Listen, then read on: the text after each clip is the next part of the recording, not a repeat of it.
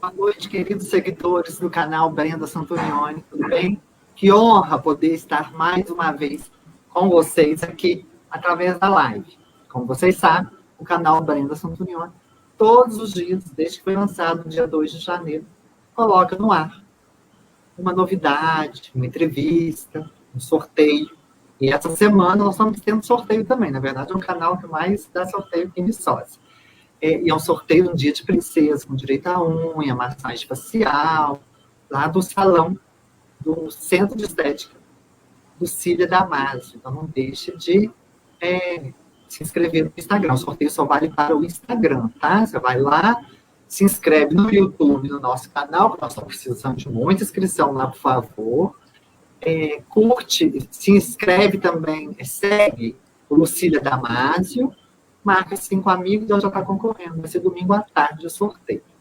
E semana que vem nós completamos um mês no ar. Isso mesmo, um mês no ar. E nós vamos ter estreia de alguns quadros. Olha, o Desabafa, você vai poder, se você quiser mandando de uma vez, já pode. Nosso zap está lá. Mandar vídeo de alguma reclamação, sugestão, elogio a algum órgão, algum atendimento, ou alguma crítica mesmo que quer que a gente vai lá investigar e saber o outro lado da moeda, o que está acontecendo. Pode ser serviço público, pode ser serviço privado, o quadro chama de Desabafo.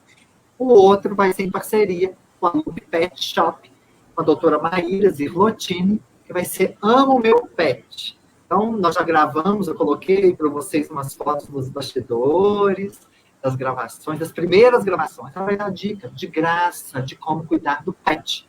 E vai indicar tratamentos, vai indicar soluções, vai esclarecer dúvidas. O Desabafe, esse quadro também novo, pode servir para isso também. Tem alguma dúvida? Manda para a gente pergunta a algum profissional e te dá a resposta. E o terceiro, que já vamos estrear no mês de fevereiro também, chama-se Bastidores. Esse é aquele tititi da política, da classe empresarial, do mundo artístico, vai ter aqui com a gente. Nós já começamos a fazer os primeiros ensaios do estúdio virtual, está ficando luxo, vocês merecem, né? E eu sou muito grata porque as nossas lives, as nossas publicações estão tendo bastante visualizações, bastante compartilhamento. E por falar em compartilhamento, você está aqui no Facebook, do ladinho aí, tem curtir, comentar e compartilhar. Compartilha, é muito simples. A gente pega o celular, porque compartilhando, o que vai acontecer? Mais pessoas vão saber o que nós vamos falar hoje. E é um assunto tão importante, né? Não só para quem é mãe, mas para nós seres humanos, para a família, para o pai, para o avô. É interessante. Você compartilhando a nossa live, eu já vou fazer isso aqui agora, ó, no meu. Eu estou no computador e meu celular está aqui do lado. Já vou compartilhar minha live. Simples assim, ó. Espera aí. Ó, compartilhei. São 3 cliques. Vou abaixar o volume. 3 cliques. Tá bom? Então, hoje nós temos uma convidada hiper especial. Eu sou um entusiasta. Claro que eu não posso gerar filho, né? Nem vou ter o parto, isso é fato. Mas eu sou um entusiasta do acolhimento do ser humano, seja tratado como mais ser humano, do tratamento com igualdade, da não violência em qualquer nível do serviço público, do serviço privado, do comércio. E é tão fascinante, né? Ver uma mulher gestando 9 meses. E é tão interessante saber que podemos, a sociedade pode oferecer a ela e ao papai ou à companheira da mulher uma outra estrutura que há muito tempo a gente não vê tão facilmente, mas que está retornando aos poucos. Nós temos referência, por exemplo, ao Hospital Sofia Feldman em BH e outros centros que nós vamos falar. A nossa querida convidada, eu já vou falar com ela agora, colocar ela no ar, Camila Gripe. Camila Gripe, querida, ela é doula e especialista, consultora em aleitamento materno. Isso eu vou querer saber detalhes sobre isso. Boa noite, querida. Boa noite, Brenda. É um prazer estar aqui falando com vocês, com seus seguidores. Você é uma mulher que eu admiro já há bastante tempo. Sei também do seu engajamento nessa nossa luta, né, pela humanização do parto. E é um prazer estar aqui.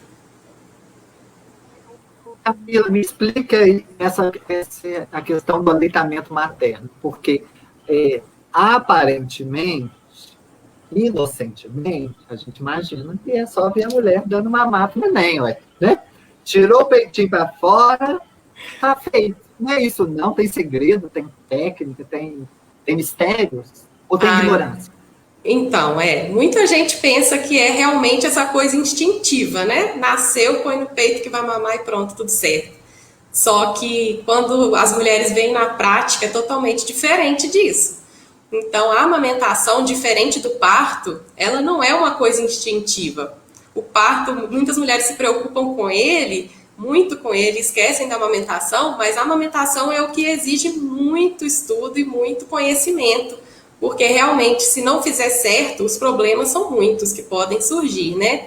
Então, é muito comum mulheres que falam, amamentar dói, amamentar sangra, amamentar racha o peito, e aí vários problemas que podem surgir, mas na verdade não é o caso amamentar que faz isso, né? Amamentar da forma errada, sem orientação correta.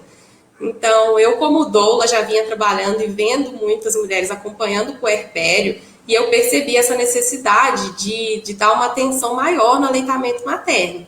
E hoje eu atendo como consultora em amamentação, junto com a Rafaela, maravilhosa, que ela é nutricionista lá do Banco de Leite. Ela é coordenadora do Banco de Leite há 6 anos. Então, ela me acompanha, a gente está sempre junto nessa empreitada de ajudar as mamães a conseguirem o sucesso na amamentação. Hoje mesmo a gente ofereceu um curso de preparo para amamentação para uma gestante que eu estou acompanhando também. E a gente percebe que as mães que estão bem preparadas para esse momento da amamentação têm muito mais chance de ter sucesso na amamentação. Então, assim, desmame precoce é muito comum no nosso país. A média de tempo que um bebê mama no peito é muito menor do que o recomendado pela Organização Mundial da Saúde, que seria no mínimo 2 anos. Então, a gente vê que a maioria dos bebês não mama esse tanto, né? Esse tempo todo, e seria 6 meses. Muitas publicidades com esse tal 6 meses. 6 meses de amamentação exclusiva. Então, até os 6 meses, o bebê não precisa tomar água, não precisa de nada além do peito, nada além do leite materno, que é o ideal. Isso nos casos, né, que tá tudo bem, que tá tudo certo, é o ideal só aleitamento materno mesmo. E muitas mães não têm esse tanto de informação, acabam oferecendo chupetas, mamadeiras, que são instrumentos que a indústria vende como uma facilidade para a mãe, mas na verdade atrapalha muito e acaba gerando um desmame precoce. Então, quer dizer que caso haja algum problema com o bebê, aí sim reforça-se com algum produto, algum artifício. Não tendo 2 anos.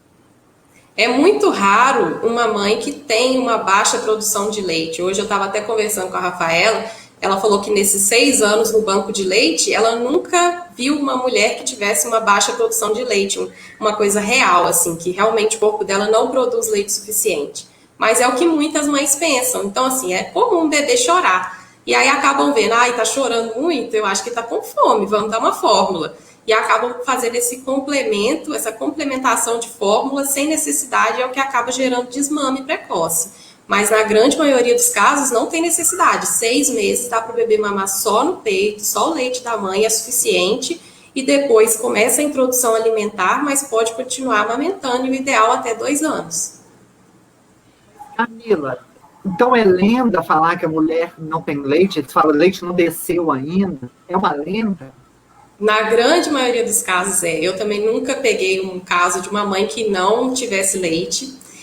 Acaba que no início, né, assim que o bebê nasce, o leite que sai é um leite mais ralo, que é o colostro, mas que ele é muito importante, que é a primeira vacina que o bebê recebe. Então, às vezes a mãe vê, o peito não tem grande diferença nesses primeiros dias, então a mãe já começa a pensar, meu leite não desceu, não tenho leite, meu filho está com fome. E aí o bebê chora, porque recém-nascido chora muito. E aí começam a pensar já, não, tá chorando, é fome, então vamos dar um complemento, compra uma fórmula lá, traz um NAN, traz alguma coisa que não tá dando certo. E aí já começam a fazer esse uso de outros artifícios que acabam atrapalhando mais do que ajudando. É claro que se for uma real indicação, às vezes mulheres que fazem redução de mama, pode ser que se for retirado uma grande quantidade de glândulas, pode ser necessário mesmo dar um complemento a mais, além do leite materno, mas nem em todo caso. Então, assim, a gente vê que a grande maioria dos casos que isso acontece não é uma real necessidade, não era um real problema da mãe, mas é que quanto mais o bebê mama, mais leite ela produz, e aí ela acaba amamentando menos porque dá chupeta, ou porque começa a dar uma fórmula na mamadeira, e isso tende a diminuir a produção, mas não era um problema da mãe, não era a mãe que não produzia, é só a forma como foi feita a amamentação que acabou fazendo o leite secar. Você tem quantos anos? Eu tenho 31. Então, eu tenho 45. Você acha, como doula, como consultora em aleitamento, a sociedade, por causa desse frenesi da gente sair das mulheres saírem para trabalhar, querer igualdade com os homens nem todos participam tanto da vida da mulher de casa, da família, né? Os cuidados domésticos. Você acha que a gente perdeu, assim, nos alguns anos, 3, 4 décadas, essas referências positivas do que era normal? A mulher vai amamentar um filho, um ano e pouco, está em casa. Tem mulher que ia para a roça, né, capinar, ainda amamentava o filho um ano e pouco. Você acha que nós perdemos isso por uma questão de falta de política pública? Eu acho que falta de informação misturado com a cobrança que a mulher recebe atualmente na sociedade, né? Porque a mulher tem que dar conta do filho, tem que dar conta da casa, tem que trabalhar fora, tem que fazer tudo isso. E a gente sabe que a realidade de empresas, por exemplo, o tempo de licença maternidade é de 4 meses, na grande maioria das empresas. Se o bebê precisa amamentar exclusivamente, e o ideal é uma amamentação em livre demanda, ou seja, oferecer o peito sempre que o bebê quer. Não tem uma regra, um horário certo. Então, se essa mãe deveria ficar em livre demanda, disponível o dia todo para o bebê, e com 4 meses ela precisa voltar a trabalhar, é muito complicado. Como que ela continua amamentando esse bebê exclusivamente até os 6 meses, se com 4 ela já precisa estar dentro de uma empresa e ficar 8 horas lá dentro? Então, assim, isso complica bastante e atrapalha bastante a amamentação. Fora isso, a parte do comércio, né, que já começa a mostrar que fórmula, olha, bebê gordinho, mamou fórmula, tá gordinho, maravilhoso. Olha, essa mamadeira imita o peito, você vai poder dormir a noite toda. Essa chupeta acalma o bebê. Então, assim, muitas coisas que acabam confundindo a cabeça das mulheres e essa falta de realmente de informação. Porque eu percebo que muitas mulheres, quando a gente vai falar sobre isso, elas nem sabem por onde está se passando. Então, acaba que tanto as da rede pública quanto da rede privada, quando estão no pré-natal, por exemplo, não recebem informação sobre a amamentação e quando recebem é alguma coisa muito superficial. Então, realmente, a falta de políticas que estejam mais disponíveis para a mulher, que estejam mais focadas nessa questão da amamentação, faz muita diferença. Ainda tem um estigma que a gente hipervalorizou o corpo, né? Que ele tem que sempre ficar perfeito, digamos assim. Aqueles ditados, se der de mamar, vai cair o peito. É complicado a gente lutar contra crenças instauradas na cabeça da gente e contra a ditadura. Você deve ter enfrentado isso aí quando você começa a rever uma outra cultura mamãe, né? Sim, eu acompanho muitas mamães que têm essa cobrança, né? Então, algumas que até o próprio esposo às vezes fica perguntando, mas como que fica depois? Como que fica o corpo? Então, é uma coisa que a gente ainda percebe, que ainda acontece muito. E realmente, assim, o que eu falo é que amamentar não faz o peito cair, mas a gravidade faz, o tempo faz. Então, vamos supor uma mulher que amamenta 2 anos, ela 2 anos depois não vai ter o mesmo peito que ela tinha 2 anos atrás. Então, assim, amamentando ou não, essas diferenças iam surgir, mas acabam colocando na conta da amamentação. Eu digo, assim, que não faz grande diferença, é bem pouco. Inclusive, a grande maioria das mulheres que eu conheço não sentiu diferença nenhuma depois da amamentação. Mas é claro que, dependendo do tempo que amamentar, vai passar anos e anos e isso vai ter diferença por causa desses anos e nem tanto por causa de ter amamentado durante esses anos, né? Mas eu acho assim, a amamentação e a maternidade, é um ato de muita doação. Então, assim, a gente tem que estar muito disposta a se doar o tempo todo para um filho, né? E aí não é momento de ficar preocupando com o corpo, né? A gente tem que aprender a admirar esse corpo que gerou uma vida, esse corpo que está amamentando o seu filho. Saber que você sozinha, né? A mulher sozinha consegue produzir todo o nutriente que esse bebê vai precisar, ele não precisa nem tomar água, que tudo que ele precisa está ali. Então, anticorpos, tudo isso está sendo passado pelo leite materno. A gente percebe até a diferença se a mulher olhar o leite dela em um dia e 2 dias depois que o bebê tomar uma vacina, por exemplo, a cor do leite se modifica. Então, o leite vai se adaptando de acordo com o que o bebê precisa. O leite de uma mãe, de um bebê que está 100% saudável, é diferente de um dia que esse bebê estiver gripado, porque o peito já começa a produzir o leite que o bebê precisa do jeito que ele precisa. Ao longo do dia, esse leite vai se modificando. Então, assim, o corpo é perfeito, a gente não tem que ficar reparando tanto em detalhes supérfluos. E, infelizmente, isso ainda acontece, ainda existe mais essa cobrança em cima das mulheres, sim. E a gente usa muito isso aí, hein? Uma dádiva mesmo, sabe? Desse poder, o leite mudar de cor. Eu achei isso um fenômeno, né? Nossa, maravilhoso. É encantador. E saber que, bem recentemente, nós passamos alguns constrangimentos aí no Brasil, né?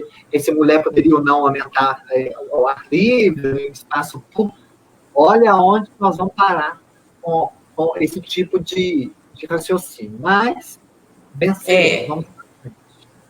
Aí é o cúmulo do cúmulo, né? Que igual a gente sabe, carnaval, todo mundo com o peito de fora, é tudo bonito. Aí se uma mãe tá amamentando, é horroroso. Então, assim, o problema é de quem tá olhando e vendo alguma malícia naquilo ali, né? Essa pessoa deveria cobrir a própria cara e sair de perto. Mas não tem que cobrir essa mãe que tá amamentando o filho, não. Ela que é a doente, isso mesmo, tá certo. Aqui, me fala o seguinte, como você descobriu esse dom de ser dono? Esse amor, essa paixão. Como que foi isso? Você se encontrou na doulagem. Sim. Eu sou veterinária de formação. E aí eu vi até os cachorrinhos passando aí. Ai, adoro. Mas eu não me encontrava nessa profissão. Eu sempre quis fazer psicologia, mas acabei entrando na veterinária por questões, N questões, e aí acabei fazendo veterinária, me formei, mas eu não me encontrava, assim, gosto muito, amo animais, mas não era o que eu queria, sempre trabalhei em área comercial, e aí quando eu engravidei, eu tive isso mais aflorado, né, que eu sempre gostei muito, assim, eu não podia ver uma grávida que eu queria puxar assunto para saber como que você tá, o que você tá sentindo. Eu lembro até quando uma amiga minha ganhou o bebê, eu falava assim, o que você sente quando você vai amamentar? Aí ela, normal. Não é normal não, me conta como que é. Então, assim, sempre foi uma área que me cativava muito, assim, eu sempre queria saber sobre o assunto, sempre ficava muito curiosa, muito interessada, mas até então era uma coisa meio distante. E aí, com a minha gravidez, eu pesquisei, comecei a estudar sobre o assunto, mas assim, hoje eu sei que eu estudei nem um terço do que eu deveria ter estudado. Então, eu sabia pouquíssimo sobre o assunto. E eu sempre soube que eu queria um parto normal. Minha mãe teve 2 partos normais e sempre falou muito bem de parto normal. Então, eu nunca tive medo. Hoje em dia, a gente vê que a sociedade acaba fazendo as mulheres terem medo do próprio corpo, medo do parto normal e tudo mais. Mas eu, graças a Deus, nunca tive esse medo. Então, eu sempre fui muito segura com essa decisão. E eu lembro que quando alguém perguntava, quando que seu filho nasce? Eu falava assim, vai quando ele quiser, não sei quando. Aí, mas você vai querer parto normal? E todo mundo me olhava assustada. Eu, sim, vou ter um parto normal. E aí eu lembro que tinha gente que até falava assim, mas se você conseguir, né? Aí eu, claro, se eu não conseguir, vai ter que sair daqui de algum jeito. Então, de alguma forma, ele vai sair, não vai ficar aqui para sempre. Então, assim, eu já percebia esse preconceito que as pessoas tinham com o parto normal, esse medo, essa ideia de que era loucura, né? Essa natureba louca, pra que você tá querendo isso, né? E aí, beleza, continuei firme na minha ideia de que teria um parto normal. Quando entrei em trabalho de parto, comecei a sentir contrações, assim, eram ainda contrações um pouco antes do trabalho de parto, e aí eu fui para um rodízio de pizza. que eu tava com muita vontade de comer pizza nesse dia. Fui comer pizza, fiquei lá comendo tranquila e sentindo contração. Contração vinha, eu parava, respirava um pouco, passava, continuava comendo pizza. E aí, beleza, eu olhei como que tava, dei uma cronometrada, vi que ainda não tinha muito ritmo, falei, não tá nem perto de nascer, vou ficar tranquilo. Fui levando a vida normal, voltei para casa, dormi. No dia seguinte, que eu percebi que realmente as coisas estavam apertando, né, que realmente o trabalho de parto já estava evoluindo, e aí fui eu fazia pré-natal no particular, mas meu parto seria pelo SUS. E aí fui até o consultório da médica que fazia meu pré-natal, ela me avaliou, falou que eu estava com uma dilatação boa já, de 4 centímetros, mas ainda não era trabalho de parto, né? Não era um trabalho de parto ativo ainda, que era para eu voltar para casa, e quando apertasse mais a dor é para eu ir para o hospital. Fui para casa, fiquei em casa tranquila ainda mais um tempo. Quando foi por volta de 3h30 da tarde, eu fui para o hospital. Chegando lá na maternidade, o médico me avaliou, sem conversar, sem olhar na minha cara, e saiu, só fez o toque e saiu de perto. Ele só me perguntou assim, na verdade, por que você tá aqui? E eu falei assim, eu tô sentindo contração, eu tô em trabalho de parto.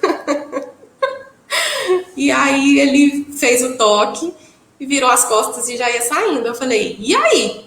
Qual que é a dilatação? Aí ele falou assim, 2 centímetros.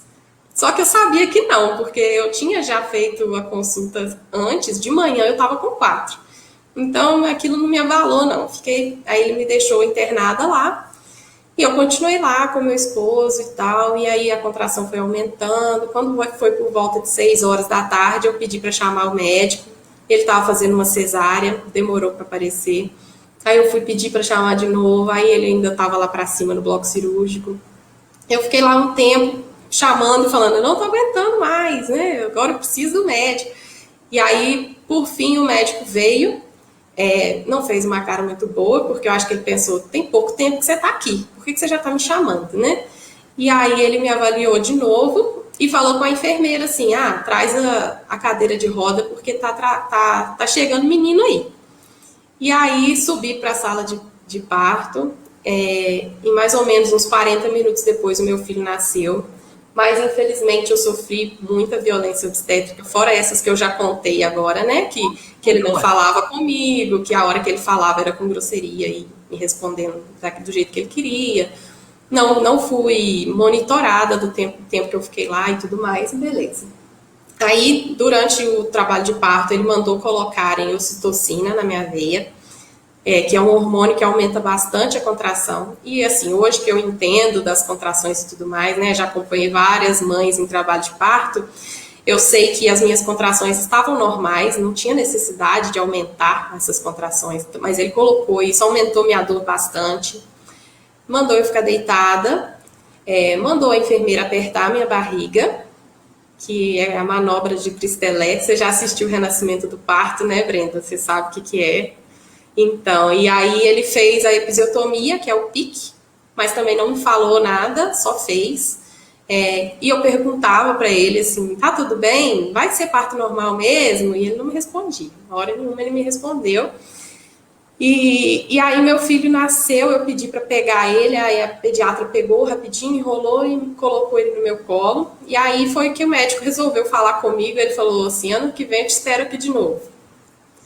Foi a única hora que ele falou comigo. Então, assim, ele fez tudo do jeito que ele quis. Eu tô contando resumido, mas foi muito mais do que tudo isso, né? E aí, depois que eu saí de lá, eu fiquei com essa sensação de que alguma coisa estava errada, de que não precisava ter sido daquele jeito. A única coisa que eu sabia, mais ou menos, era que não tinha necessidade de episiotomia, mas que é o PIC, né? Mas só que ele fez sem me falar. Quando eu vi, ele já tinha feito. E aí, o médico pedir autorização à mamãe para fazer o PIC? Sim, qualquer coisa que vai fazer no corpo de outra pessoa, o ideal é que seja consultada, né? E assim, meu bebê nasceu muito bem, graças a Deus, e isso mostra que ele não estava em sofrimento fetal, então não tinha nenhum motivo real para ele apressar o parto daquela forma, né? Dele fazer tudo aquilo que ele tinha feito, meu bebê estava ótimo, e aí ele fez tudo porque ele queria que fosse mais rápido. E aí meu filho nasceu 5 para 7 da noite, 7 horas acabava o plantão dele. Então eu acredito que isso possa ter influenciado também, né? E aí, depois disso, comecei a pesquisar, porque a episiotomia me atrapalhou muito, até na amamentação, porque eu precisava sentar para amamentar meu filho, e aquele corte demorou muito. Eu lembro que eu fiquei mais ou menos um mês sentindo muita dor ainda. Depois de um mês continuou doendo, mas um mês com uma dor bem considerável. E curar aquele corte não foi fácil. E aí comecei a pesquisar por que foi assim, o que estava errado, o que aconteceu no meu parto. Comecei a pesquisar. Encontrei, né, a profissão de doula, comecei a ver que realmente, assim, a minha falta de informação pode ter mudado, pode ter atrapalhado nessa questão. Não me culpo, porque realmente eu não sabia, já me perdoei por isso, mas eu vi que se eu soubesse tudo que eu sei hoje, eu conseguiria ter evitado algumas coisas. E aí comecei a ver que na profissão de doula, uma das funções principais da doula é levar informação para a mulher, né? E aí eu falei, eu preciso fazer isso porque eu vou levar para essas mulheres para que elas não sofram o que eu sofri.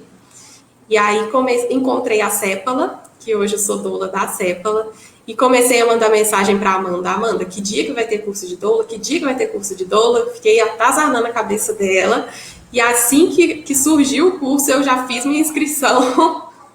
Na época, eu lembro que eu falei com ela, quantas vezes você divide esse curso? Divide, sei lá, 200 vezes. A Amanda falou, não, você vai fazer o curso de um jeito ou de outro. E aí eu fiz o curso. Na época era ela e a Andressa que estavam atuando aqui em Viçosa. A Andressa é lá do Piauí, maravilhosa também. E aí eu fiz o curso com elas e elas, durante o curso, já ficaram meio que de olho em mim, assim. Viram que eu estava bem empolgada com a situação, bem empolgada para trabalhar com isso e tudo mais. E passou um tempo, algumas semanas depois do curso, elas me convidaram para trabalhar com elas. Aí foi tudo que eu precisava, né? Que eu já estava começando a divulgar, começando a falar sobre isso no meu Instagram, né? Nas redes sociais e tal. Aí comecei a trabalhar com elas e comecei a acompanhar os partos. E graças a Deus, assim, eu percebo que realmente a doula faz diferença no parto, né? Tanto nessa parte de informação antes do parto, quanto no acolhimento, todo o trabalho da doula é realmente muito importante para a mulher. Eu falo que no meu parto, eu me lembro muito de uma residente que estava na sala de parto e ela chegou perto de mim, fez carinho no meu cabelo e falou assim, você é forte, você consegue. Ela, assim, parece que é a pessoa que tinha mais cor ali dentro daquela sala, porque foi a pessoa que me acolheu, que eu estava sendo maltratada, ninguém estava falando comigo, e ela fez isso, foi tão pouco, né, tão poucas palavras, para mim fez toda a diferença. Depois até encontrei ela no Facebook, mandei mensagem agradecendo ela por aquele ato tão simples que ela fez, mas fez toda a diferença.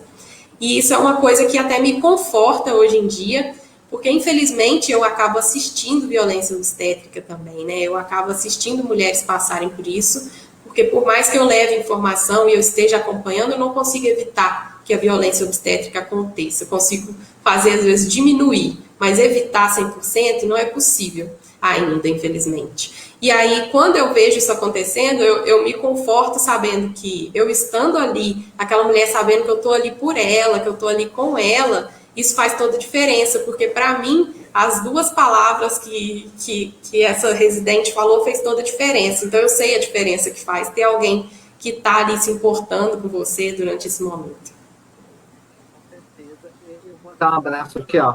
Vários. Para Vera, para Natália, todas doulas, tá, gente? Natália, Rebeca, a Ruth, a Amanda, essa querida, e a Marielle. A Ruth que me apresentou esse mundo, né, junto. Acho que a Amanda estava no dia também. E a gente fica encantada. Só que a gente começa a perceber, Camila, que questões simples que nós estamos acostumados, não estou falando que a gente acha que é normal, não, só que a gente não tem mais parâmetro. Por exemplo, quando você vê que o médico não falou direito, fez o pique sem autorização, sem comunicar, pelo menos, né? É corriqueiro, tá ali naquele momento, um estresse total. Parece que é natural. A A gente não tem parâmetro para falar que é errado. Você não tinha. Quer dizer, você começou a ler antes, você tinha um pouco de vazamento, né? Você tinha. Tem algo errado nessa história. Mas a maioria de nós mulheres não vai ter. Não vai ter. Não tem. Espero que tenha. Essa live também vai servir para isso. O trabalho de vocês no Brasil também vai servir para isso. Esse parâmetro, essa informação. E aí, na minha humilde opinião, a rede básica, primária de atendimento, que é do responsabilidade do município, pode fazer um papel, talvez até sem custo. Mas o ideal seria ter em sua rede as doulas. Nem seja uma, para começar, dar orientações aos técnicos, à equipe dos PSFs, ou de onde vai ser atendido naquela rede primária. O que você acha disso? Sim, eu acho que isso é fundamental e é uma pena que ainda não exista, né? A gente vê que realmente mulheres bem informadas é o que o que há de melhor para mudar esse sistema. Então, assim, além de trabalhar isso com os próprios profissionais, porque a gente sabe, sim, que a grande maioria não faz isso por maldade também, é porque eles foram formados dessa forma. Durante a formação, eles aprenderam dessa forma e eles acabam continuando e repetindo aquilo, né? E aí, mulheres bem informadas é o que muda o sistema, né? Então, quanto mais essas mulheres tiverem acesso a esse tipo de informação, souberem o que é, o que não é normal, o que pode acontecer, o que não pode. Então, tantas coisas que, igual você falou, igual eu passei, que eu não sabia que não podia, só deixei acontecer, né? Então, essas mulheres que já chegam lá sabendo o que é, o que não é, já conseguem mudar o sistema. Teve até um caso em São Paulo, uma mãe que foi separada do bebê, que antigamente tinha muito isso de a mãe ficar para um lado e o bebê no berçário, né? Não ficavam juntos, não tinha esse alojamento conjunto. Aqui em Viçosa a gente tem, graças a Deus. Mas a mãe ficou em alojamento separado do bebê e depois disso ela processou o hospital e ela ganhou um valor a cada hora que o bebê ficou longe dela, porque isso realmente foi muito maléfico para os dois, né? Para a amamentação, para o vínculo. Então, realmente atrapalha muito ficar separado mãe e bebê. E aí, depois desse processo, essa maternidade de São Paulo agora fica junto, né? Fica o bebê e a mãe juntinhos o tempo todo, né? Em todos os casos. Então, assim, não que seja essa questão, então, mas mulheres chegarem até o momento de parir, sabendo o que pode, o que não pode, conversar com o profissional, até as mulheres que estão no pré-natal conversarem, mostrarem seus desejos para os profissionais. Tudo isso vai fazer mudar, né? Eu estou acompanhando uma gestante também de Visconde do Rio Branco, e aí ela me fala, minha médica nunca viu um plano de parto. E aí ela levou o plano de parto para a médica ver. Então, assim, é a primeira que está fazendo isso e agora vai acabar mudando a realidade de outras, né? Então, informação é muito importante. Se a rede primária tivesse essa informação, desse esse acesso a essas mulheres, faria toda a diferença lá no final. Porque eu vejo que não tem muita, não faz a mesma diferença, por exemplo, colocar uma doula para atender uma gestante que não sabe nada sobre parto. Então, por exemplo, eu chegar lá agora e atender uma gestante que já está em trabalho de parto, que eu não tive tempo de passar informação para ela, e chegar e encontrar ela em trabalho de parto, minha diferença vai ser muito pequena. Agora, se eu pudesse ter um tempo com ela antes do parto, para passar informação, para conversar, para mostrar que ela pode ter o parto mais próximo do que ela deseja, que estando tudo bem, pode ser daquele jeito que ela quer. Então, isso faz muito mais diferença, né? Levar essa informação na atenção primária. Se as mulheres tivessem um pré-natal mais informativo, que mostrasse mais tanto sobre o parto quanto sobre o puerpério, né? A amamentação. Então, acaba que as mulheres chegam e tem uma assistência muito voltada para a parte técnica. Então, faz uma ausculta, mede a altura uterina, vê se está tudo bem, ótimo, pode ir para casa, né? Então, não leva toda a informação que a mulher deveria receber. Fica muito focado nessa parte técnica, em saber se está bem ou não está bem. É lógico que isso é muito importante, mas não é só isso, né? Tem muito mais coisa que poderia fazer com que essas mulheres tivessem uma relação mais saudável com o parto, né? Que tivessem partos mais prazerosos, porque acaba que, por mais que elas não saibam o que está acontecendo, ou igual você falou, não sabe se pode ou não pode, se o médico pode fazer sem falar para ela, ou se o médico, o que o médico tem que conversar com ela, por mais que ela não saiba se aquilo ali é normal ou não, ela sai de lá com esse sentimento que eu saí, de que alguma coisa ali estava errada, por que é assim, ou então sai de lá falando, parto normal é horrível, não tenham. Parto normal é a pior coisa da vida, não façam isso, vai para cesárea que é muito melhor. Mas na verdade não é o parto normal que é ruim, porque as mulheres que eu conheço que tiveram partos respeitosos não pensam nunca em ter uma cesárea.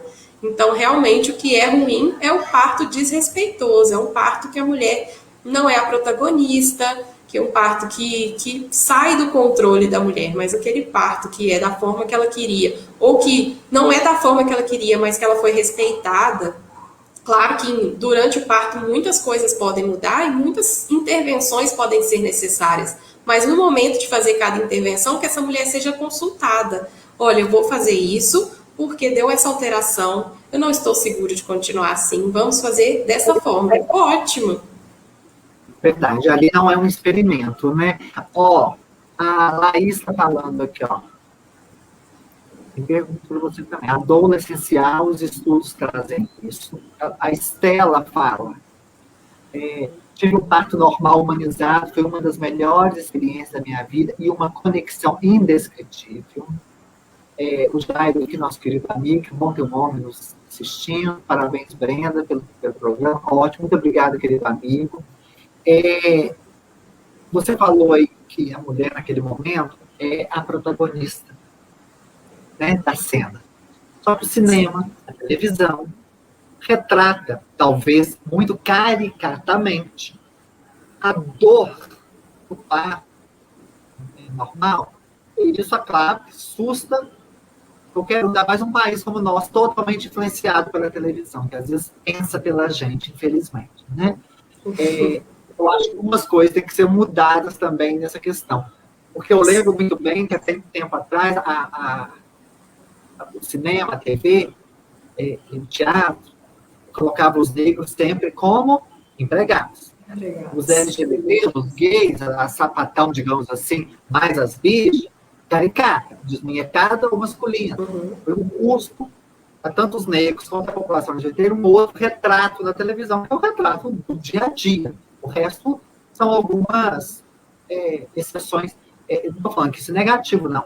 São exceções de um mundo muito maior. Imagino que, às vezes, no parto normal haja dor, sim, mas não é aquele escândalo do cinema e a arte põe. E aí a Vanessa Aparecida está perguntando aqui, será que todos os hospitais, na hora do parto, se as mulheres quiserem, podem levar uma doula ou só a rede particular? E eu posso falar isso, mas acho que é melhor você falar, porque nós temos essa lei aí, né? Sim. Ai, Brenda, graças a você, né? E as nossas doulas maravilhosas que foram atrás de mostrar essa realidade, né? A representatividade faz toda a diferença, a gente vê isso cada vez mais. Então, ter uma mulher na política, nesse caso, fez toda a diferença para nós. Não que homens não pudessem, mas assim, a Amanda sempre me fala que quando você ficou sabendo da realidade dos partos no Brasil, você chorou e falou, nossa, eu não imaginava que era assim, eu achava que maternidade era uma coisa tão linda, né? Uma coisa tão simples e linda, né? Não sabia que tinha essa realidade, né? E graças a você, suas lutas e nossas lutas, né? Hoje a gente tem a lei da doula em Viçosa. E aqui em Viçosa, o hospital é obrigado a receber as doulas lá dentro. Então, a gente tem todo um cadastro na maternidade, a gente faz o cadastro de cada gestante que a gente está atendendo, mas eles não podem proibir a nossa entrada graças a essa lei. E assim, a gente entra e o acompanhante entra, porque existe a lei nacional, né, uma lei federal, que é a lei do acompanhante. Então, em qualquer momento, a parturiente tem o direito de ficar com o acompanhante, e no caso de cidades que têm a lei da doula, ela tem o direito de ter uma doula do lado dela também durante todo o processo.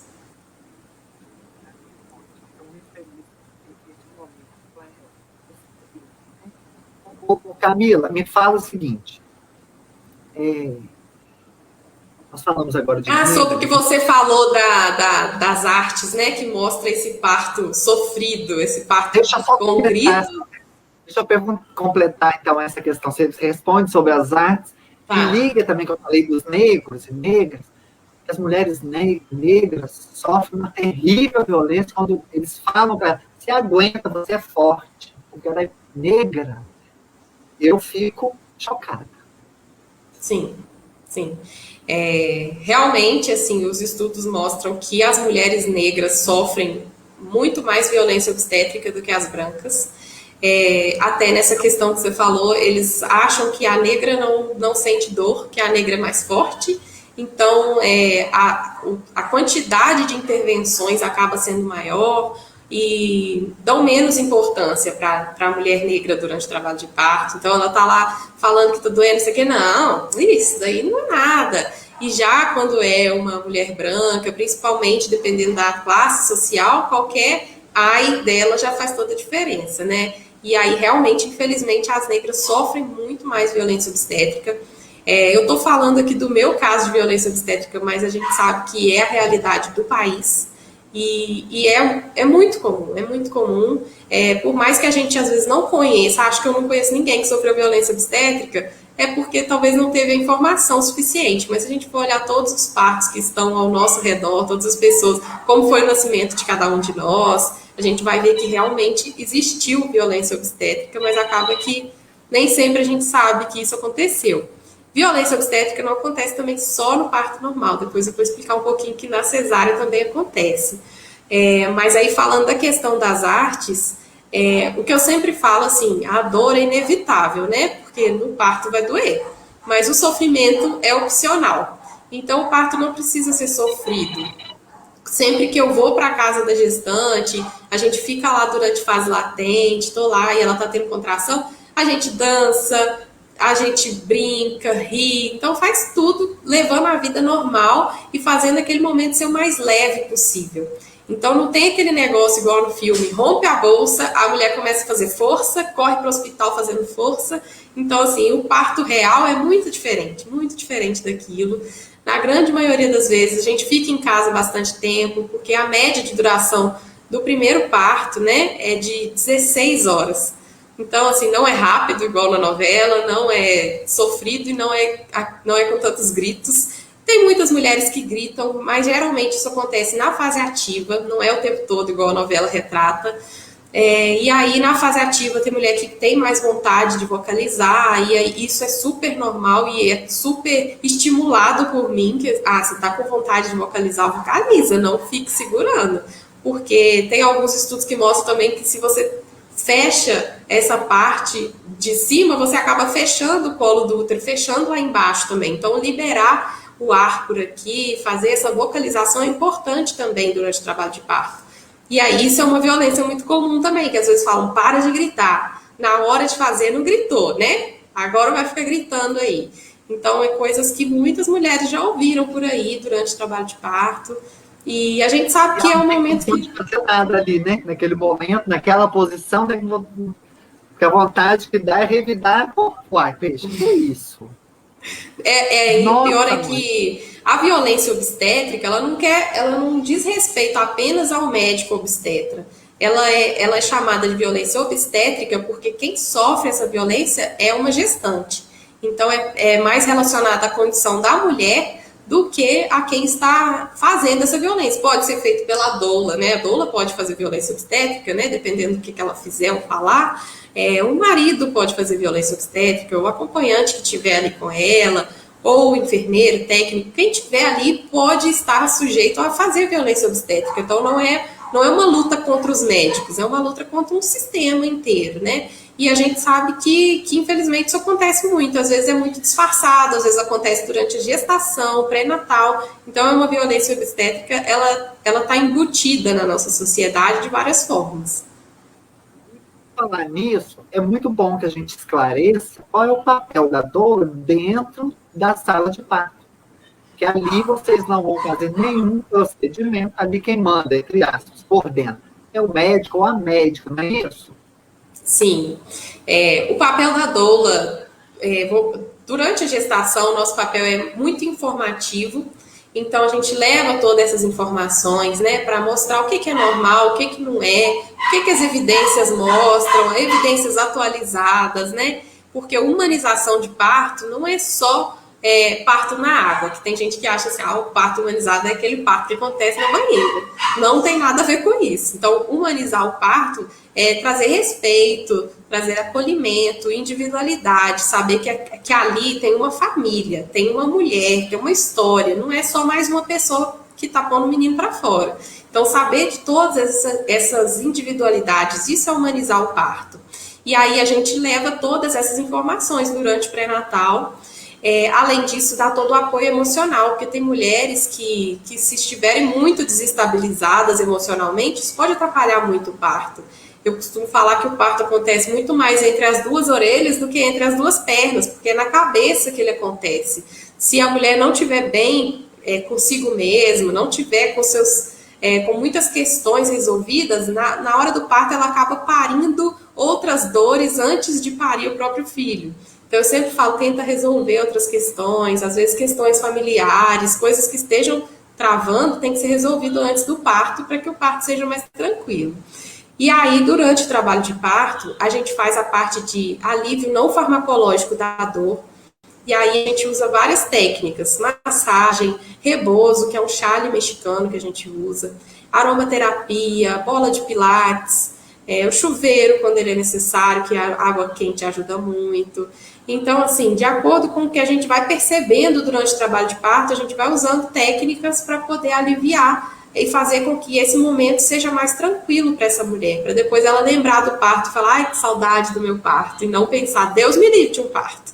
Então, assim, tem muitas técnicas de alívio não farmacológico, tem até um obstetra de São Paulo que ele fala, a doula é o anestesista natural, porque é ela que faz a mulher ter esse conforto sem usar nenhum medicamento.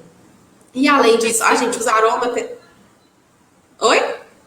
Vocês ficam dentro da sala de parto, fazendo essas técnicas. Técnicas sem remédio.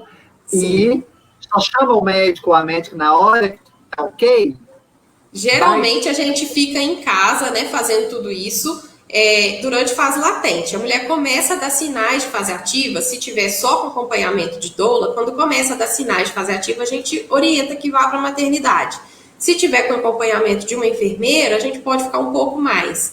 E aí, dentro da sala de parto, a gente continua fazendo todo esse apoio de técnicas de alívio da dor e também de apoio emocional, porque é um momento que às vezes a mulher começa, não sei se eu quero isso mais não. Não, você se preparou para isso, você estudou para isso, você fez tudo que tinha que fazer, você sonhou com esse parto durante 9 meses, não vai ser agora que nós vamos desistir, vamos tentar mais um pouco. Então, assim, esse apoio emocional e o alívio da dor. E o que a doula não faz de forma alguma? A doula não faz nada de parte técnica. Então, não afere pressão, não ausculta o batimento cardíaco do bebê, não faz toque. Então, nada disso a doula faz, nem em casa e muito menos na maternidade. Dentro da maternidade, ainda que a mulher esteja sendo acompanhada por uma enfermeira em casa, geralmente na maternidade fica na responsabilidade técnica da parte técnica do hospital mesmo. Aí a doula continua acompanhando, fazendo tudo que estava fazendo em casa. A gente não faz parte técnica, nada de parte técnica em momento nenhum. E, obviamente, a responsabilidade técnica dentro da sala de parto é do médico, as decisões são tomadas pelo médico, a doula não interfere em momento algum.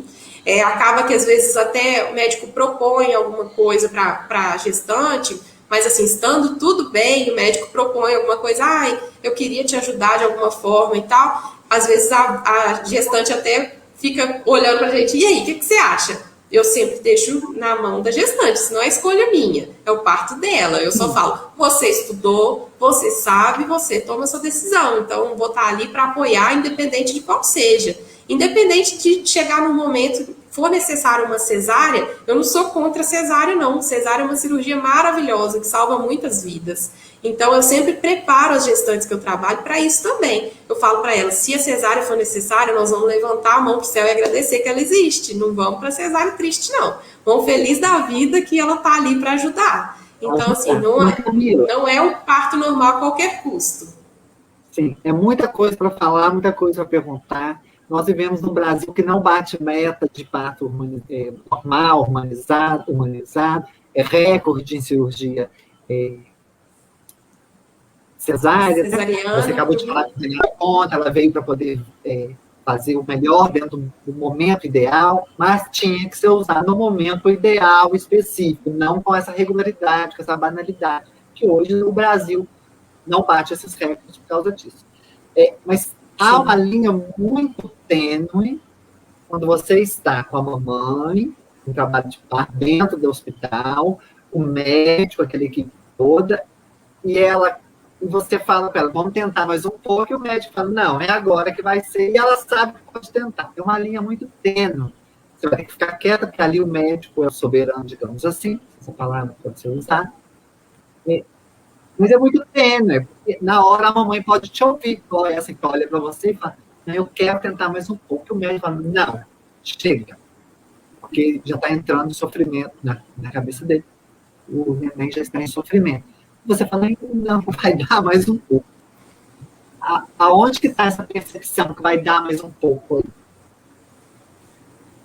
Se realmente tiver alguma coisa fora do normal, batimento cardíaco fetal deu alguma alterada, não tem nem o que discutir. Então, é isso mesmo. Mas se tá tendo uma ausculta regular, o bebê tá bem, uma ausculta bem feita, né? Que não é só, eu falo, não é só aquela ausculta vivo-morto, de colocar o sonar na barriga e escutar tum-tum, tá vivo, tá ótimo. Não, tem que auscultar, mas pelo menos 1 minuto, para ver como que tá, se tem aceleração, desaceleração. Então, tá sendo bem feito, a mulher tá sendo bem monitorada, o bebê tá bem monitorado, tá tudo bem. Então, às vezes, acontece do médico propor alguma coisa, assim, propor alguma intervenção para acelerar esse parto, mas não costuma ser muito comum o médico impor isso, se tiver tudo bem. E o que eu oriento sempre às gestantes é perguntarem, tá tudo bem comigo? Então, o médico às vezes vai falar, vamos deitar ali que eu vou te ajudar a fazer esse neném nascer. E aí eu falo, pergunta para ele, tá tudo bem comigo? Tá tudo bem com o bebê? Posso esperar mais um pouco? Na grande maioria das vezes, não tem problema quando isso acontece, sabe? Ainda mais quando a mulher se mostra muito bem informada, o acompanhante está bem informado também, isso faz muita diferença. Igual eu falo, eles não fazem isso por maldade na maioria das vezes, eles fazem porque estão acostumados a fazer assim. E muitos entendem que apressar o parto é a forma de ajudar a mulher. Então, eles entendem que um parto mais rápido é um parto melhor. Mas, às vezes, aquela mulher tá bem, tá tudo bem, ela não quer intervenção, não tem necessidade de intervir. Então, eu sempre oriento que eles perguntem, tá tudo bem? Se o médico fala, tá tudo bem, mas se você quiser, eu vou te ajudar para ser mais rápido. Aí a mulher fala, não precisa ser mais rápido, tudo bem, tá tudo bem, eu vou esperar. Agora, a Laís fala aí, os estudos mostram que a episiotomia, que é o PIC, né? Isso. É realizada mais na mulher negra que na branca e sem anestesia. Olha a loucura desses dados que a gente tem que sempre ficar atento. Isso é saúde pública, isso é um dever de todos, de homens, de mulheres, quem pode e quem não pode ter filho, gente. Porque quando um serviço vai mal, os outros também vão. Se a gente não tem um parâmetro de referência, um parâmetro de qualidade, de onde cobrar, fica muito ruim. E esse negócio de deixa para depois, não vou denunciar, não. Deixa para depois, não pode. Esse país tem que aprender a denunciar, colocar as claras. Esses números vão super aumentar, não só desse denúncio, mas de outras também. E aí o governo vai ter que tomar, as autoridades, mais ações eficazes. Não dá para reclamar na rede social só. A rede social é mais uma questão, mas você só pode ir para a rede social depois que você tiver feito direitinho o órgão que você tem. E aonde que eu reclamo se eu sofrer essa violência? Na própria, cada hospital, maternidade tem a ouvidoria, né, que é um lugar que as gestantes podem e devem reclamar, né, no Ministério Público também, né, então, assim, eu sempre oriento que tanto as que ficaram satisfeitas quanto as que ficaram insatisfeitas façam uma carta para a ouvidoria, né, do hospital, para o hospital entender, porque muitas vezes as coisas não mudam, porque não chega aos ouvidos de quem tem que chegar o que está acontecendo lá dentro. Igual você falou, não adianta só sair de lá xingando e reclamando se você não fez nada para mudar. Então, assim, eu sempre oriento que fale, principalmente as mães que são acompanhadas por doula. Ah, isso fez diferença para você? Manda lá para a ouvidoria falando que isso foi bom para você, que aí o hospital começa a ver que isso faz diferença na qualidade do serviço deles, né? Que a mulher sai de lá mais satisfeita. Então, assim, Mais rápido, sim. sai mais rápido, é menos dinheiro. Menos cesárea, menos analgesia, isso tudo, os estudos mostram que quando tem uma doula, os pedidos de analgesia são menores, o tempo de parto é menor, o número de cesáreas é menor, o número de intervenções é menor. Então, estudos mostrando mesmo, assim, não sou só eu que estou falando, isso é real.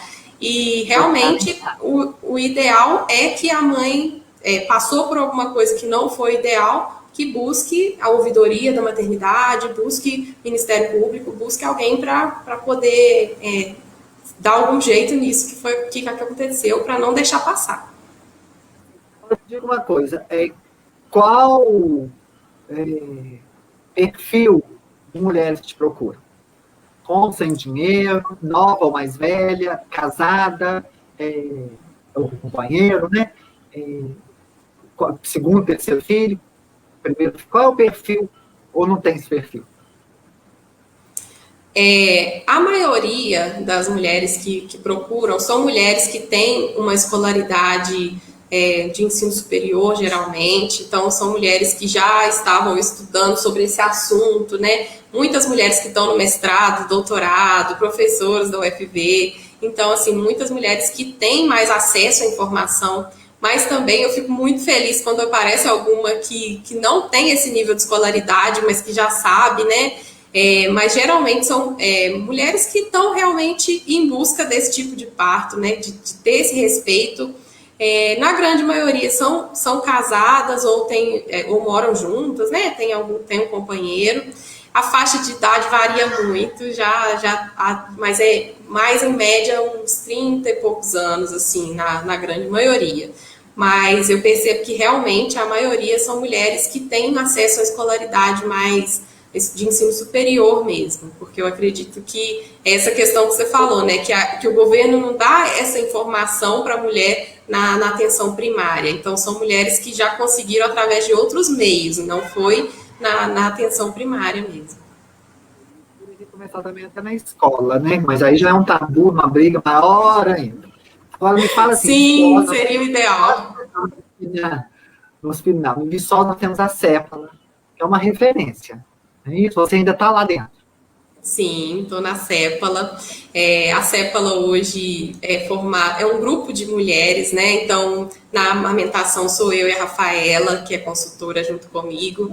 Tem a Amanda, que é enfermeira obstetra, que agora ela está atuando em Belo Horizonte, que ela recebeu o convite de uma médica obstetra de lá para fazer parte do grupo M, pela Mônica Nardi. E aí tem a Laís também, que a Laís acaba de passar em primeiro lugar na residência de Sofia Feldman.